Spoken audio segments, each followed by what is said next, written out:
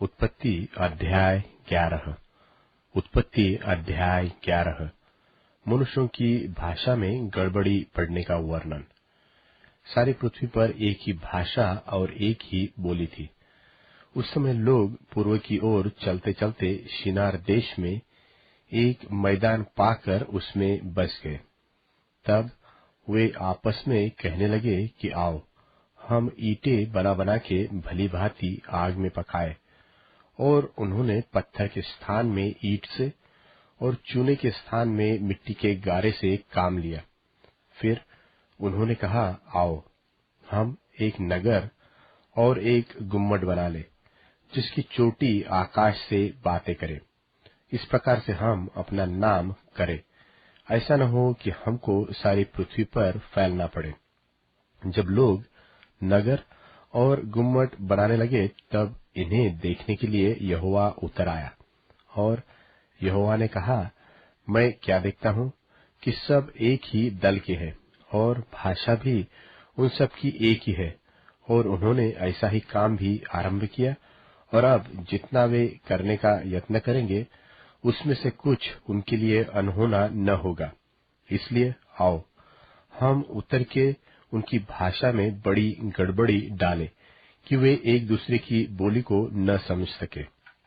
इस प्रकार यहोवा ने उनको वहां से सारी पृथ्वी के ऊपर फैला दिया और उन्होंने उस नगर का बनाना छोड़ दिया।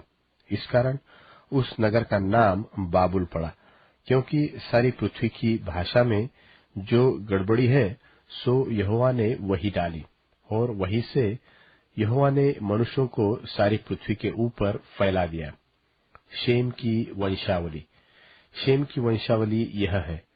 जल प्रलय के 2 वर्ष पश्चात जब शेम 100 वर्ष का हुआ, तब उसने अर्पक्षद को जन्म दिया। और अर्पक्षद ने जन्म के पश्चात शेम 500 वर्ष जीवित रहा।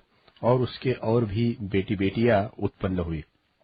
जब अर्पक्षद 35 वर्ष का हुआ, तब उसने शेलह को जन्म दिया। और शेलह के जन्म के पश्चात अर्पक्षद 403 वर्ष और जीवित रहा। और उसके और भी बेटे बेटियां उत्पन्न हुए। जब शेलह 30 वर्ष का हुआ, तब उसके द्वारा एबेर का जन्म हुआ। और एबेर के जन्म के पश्चात शेलह 403 वर्ष और जीवित रहा। और उसके और भी बेटे बेटियां उत्पन्न हुई। जब एबर 34 वर्ष का हुआ, तब उसके द्वारा पेलेग का जन्म हुआ। और पेलेग के जन्म के पश्चात एबेर 430 वर्ष और जीवित रहा। और उसके और भी बेटे बेटियां उत्पन्न हुई। जब पेलेग 30 वर्ष का हुआ, तब उसके द्वारा रू का जन्म हुआ। और रू के जन्म के पश्चात पेलेग 209 वर्ष और जीवित रहा। और उसके और भी बेटे बेटियां उत्पन्न हुई। जब रू 32 वर्ष का हुआ, तब उसके द्वारा सरूग का जन्म हुआ। और सरूग के जन्म के पश्चात रू 207 वर्ष और जीवित रहा। उसके और भी बेटे बेटियां उत्पन्न हुए। जब सरूग 30 वर्ष का हुआ, तब उसके द्वारा नाहोर का जन्म हुआ। और नाहोर के जन्म के पश्चात सरूग 200 वर्ष और जीवित रहा। और उसके और भी बेटे बेटियां उत्पन्न हुए। जब नाहोर 29 वर्ष का हुआ, तब उसके द्वारा तेरह का जन्म हुआ। और तेरह के जन्म के पश्चात नाहोर 119 वर्ष और जीवित रहा। और उसके और भी बेटे बेटियां उत्पन्न हुए। जब तक तेरह 70 वर्ष का हुआ, तब तक उसके द्वारा अब्राम और नाहोर और हारान उत्पन्न हुए। तेरह की यह वंशावली है। तेरह ने अब्राम और नाहोर और हारान को जन्म दिया। और हारान ने लूत को जन्म दिया। और हारान अपने पिता के सामने ही कसदियों के ऊर नाम नगर में, जो उसकी जन्मभूमि थी, मर गया। अब्राम और नाहोर ने स्त्रियां ब्याह ली।